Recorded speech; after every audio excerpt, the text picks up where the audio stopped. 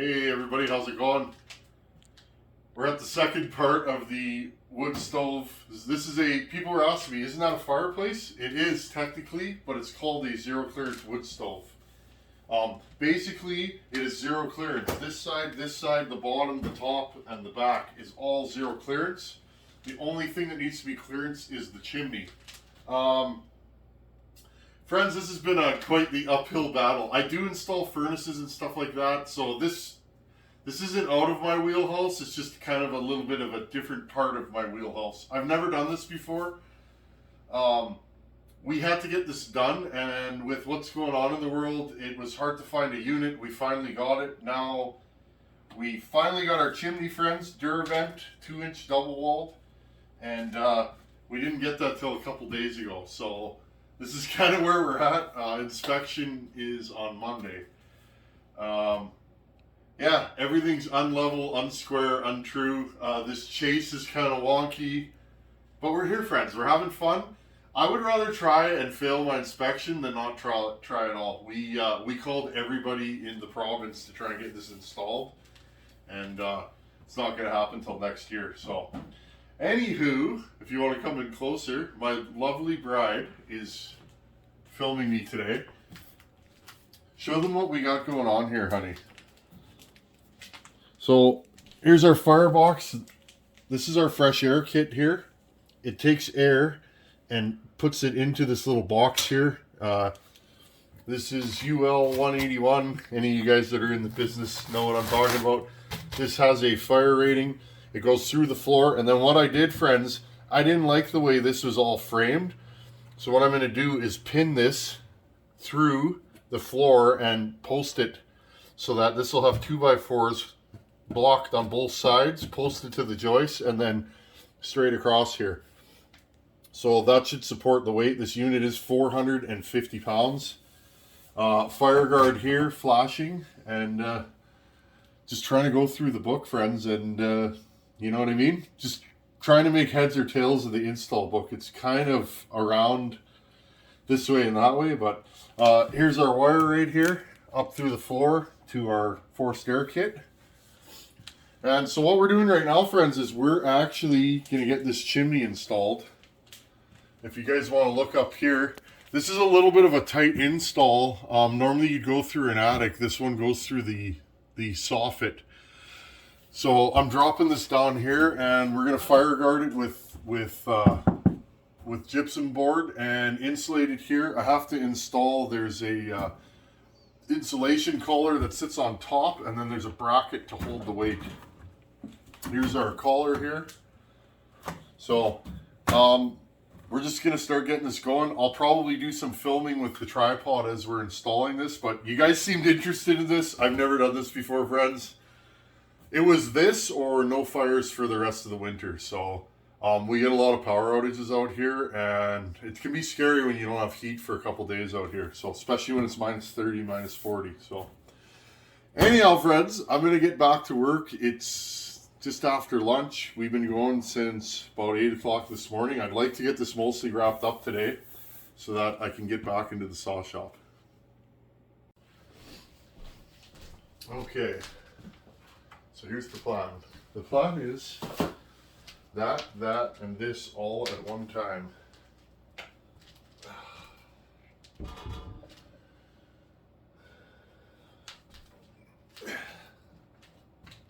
That's not gonna work. Okay.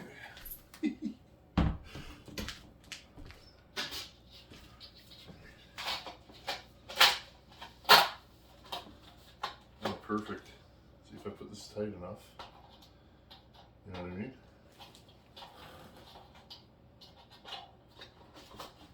Okay, that's good. So if we put this on here, like that. And then this. Okay, ready.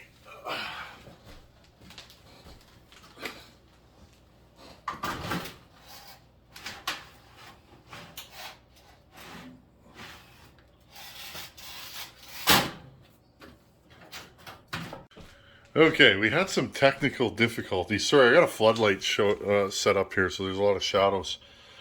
So there's a base plate that you screw on. That's underneath here. You guys can see it there. And then this is my radiation shield, so that stops anything from touching the chimney around here.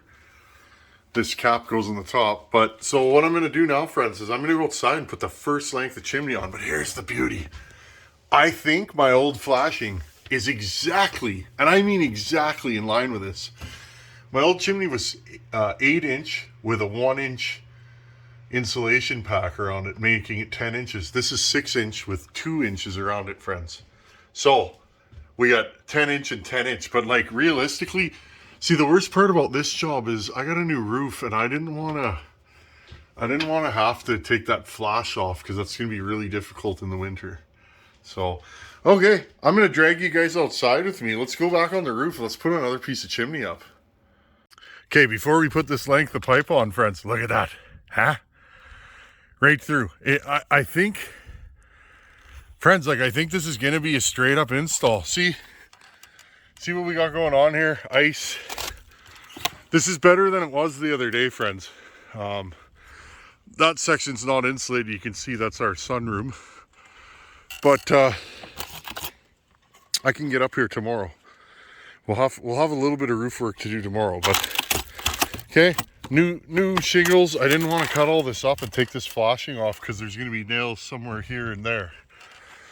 But wow, I think we got her, friends. Let's try. Hold on a minute here.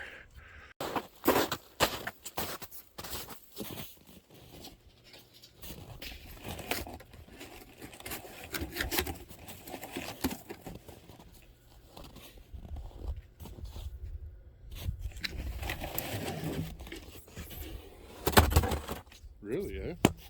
There we go. I almost think I'm a tin man with those kind of skills, eh, babe?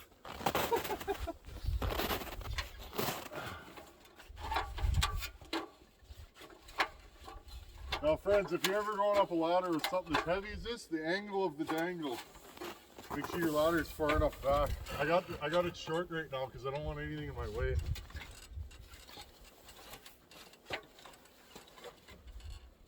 I work off of ladders 10, 12 hours a day.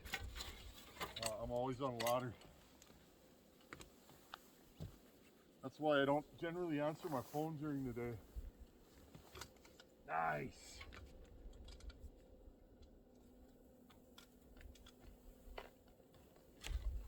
She's locked in. We have chimney.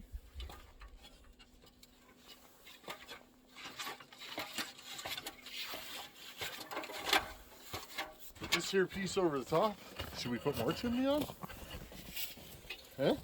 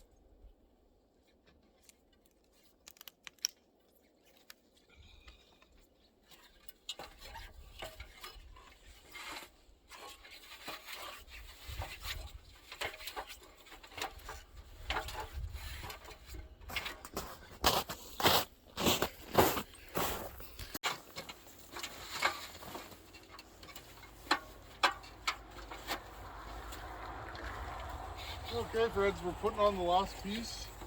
I will have to get onto the roof. Okay, I'm gonna lay this right here.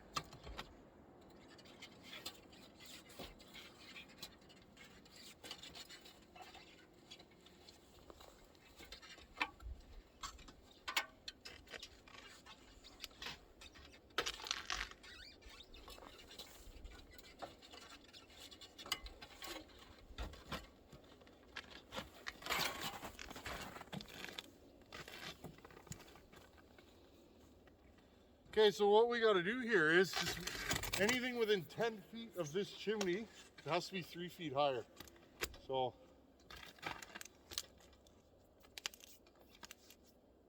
I think we're, she's tall, friends. She's real tall. Here's the best part. Okay, friends, here we go. It's like putting the star on the top of a Christmas tree.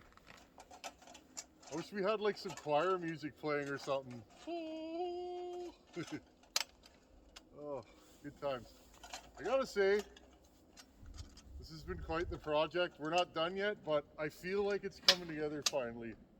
And I feel like this screwdriver, friends, if you bring a screwdriver on the roof, you bring one that doesn't drop the bit off every time, you forget that it drops bits.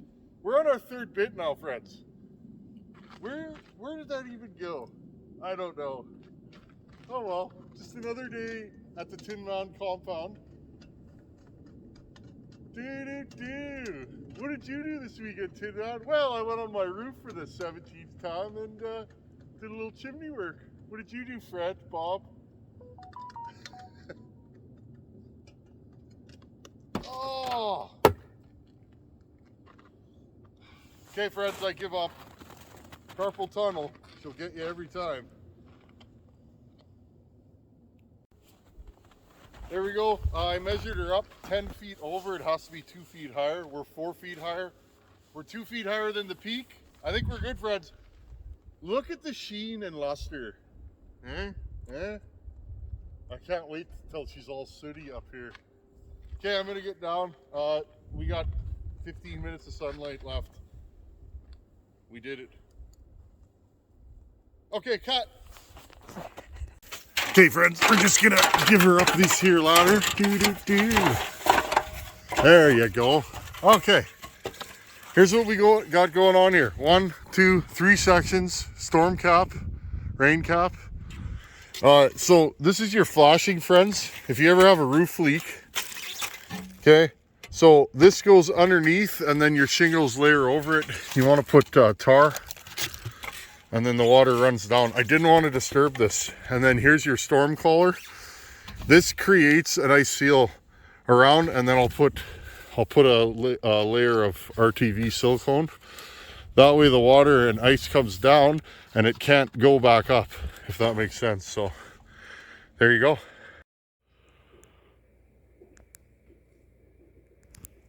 This one here we call Birdie McFlirty because he's always flirting.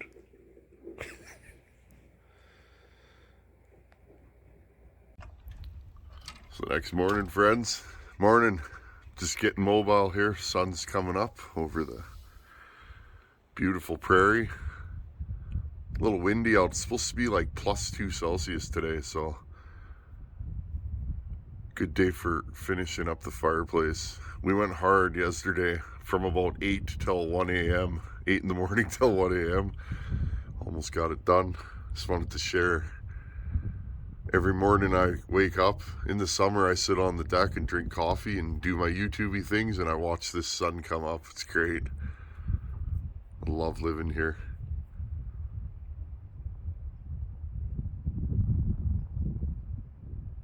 Okay, let's get back to work, friends. Good morning.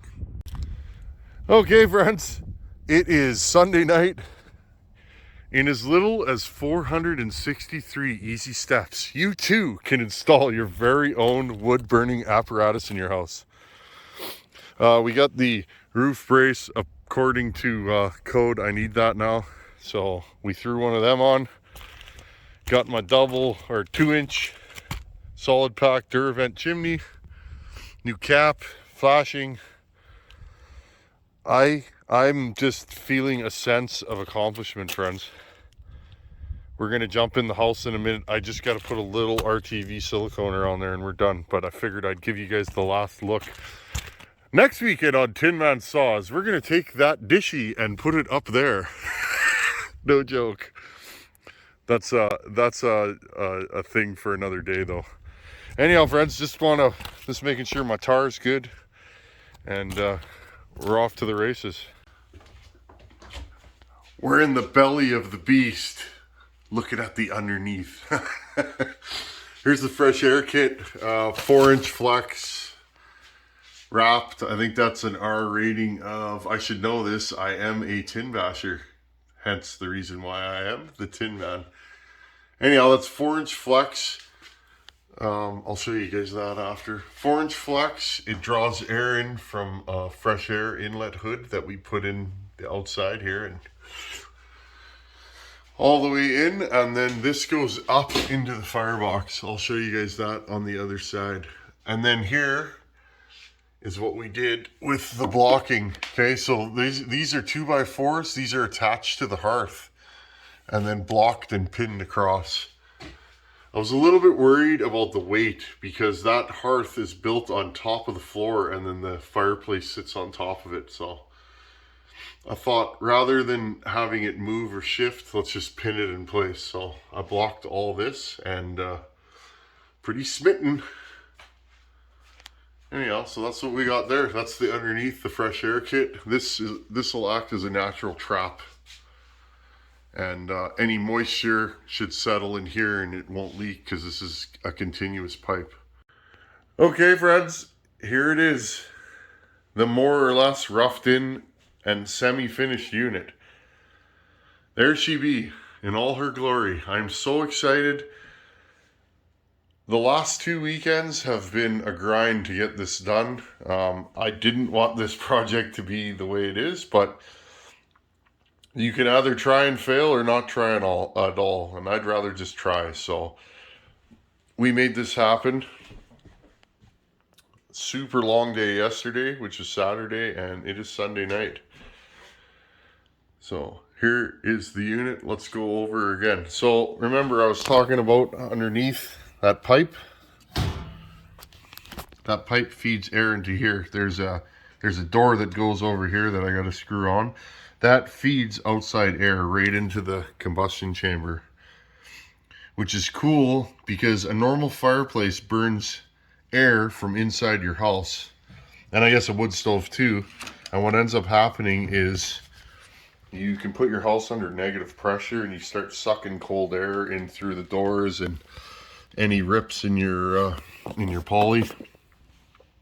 Not the biggest deal if you don't live in a warm or in a cold climate, but where we're at here, that's something you want to stay away from. Here's the fan kit, manual, auto. I still got to finish wiring this.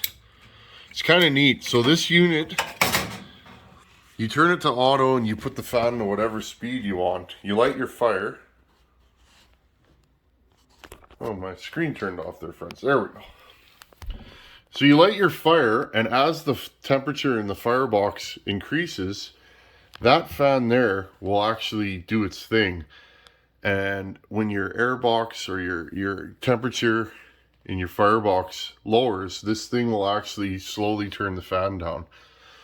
Great thing, because the old fireplace we had a fan kit, and what would happen, you'd fall asleep, and as the fire went out, it would just continuously blow air, and eventually you're just blowing cold air into the house. So we picked this unit. This thing feels sturdy. I don't know, call me old school, but the doors on this, they're cast iron, they're heavy, and they feel right. A lot of the other units we were looking at, they felt flimsy. I don't know if that's a thing, but okay, you got your fire bricks in here, secondary burn tubes. This is a non-catalyst stove. Burn time on this is, I think, 8 to 12 hours, 8 to 10 hours. So we'll test that out with some oak and see how long this thing will run. Pretty exciting. Our old one, every 3 hours you're feeding her. So if you had a power outage and you needed heat, you would literally have to continuously feed that thing over the night, or you'd run out of heat. Get these tags out of here. Here's our hearth, cement board, and then we're gonna go with this natural slate stone, and then the stacked stone on the side. This unit's neat. The front plate actually is removable, so if you want to clean it or whatever, it's actually just held on with springs. So basically you just slip the stone behind it. There's our new chimney, radiation shield, and the cap on top, and then you know, that goes through the roof to your flashing, and I showed you guys all the other stuff. So pretty excited, friends. It's been a long weekend. I'll be happy to get back into the power saw shop this week. Okay, friends. Well, I just thought I'd jump back in here. It's 10 o'clock. It's Sunday night. It's getting kind of late. I'm happy this is done. I'm dying to get back in the power saw shop. What's on the itinerary? Well, I gotta put a bar and chain on Buchan's 850 and just put that thing in the wood briefly. I've done enough testing and running. I've put many tanks through that. But of course, we just took it apart, so I want to just make sure everything's good. And then if it is, I'll put it in a box and mail it to BC. We got all that nice frozen spruce sitting there, so I'll probably do a couple cuts on that. And I want to swing that sweet axe again. That thing's an absolute beast of a splitting axe. What else is on the itinerary? We got a box in the mail. I got a power saw from a buddy. He sent it to the channel. It's a power saw I own, but one I've never built, which is weird. So you guys can guess what it is. But that'll be coming up this week on the channel. I'll unbox that, and we're gonna build a big boy saw coming up down the road. Anyhow, friends, as always, thanks for watching. Take her easy. Thanks for hanging out. Later.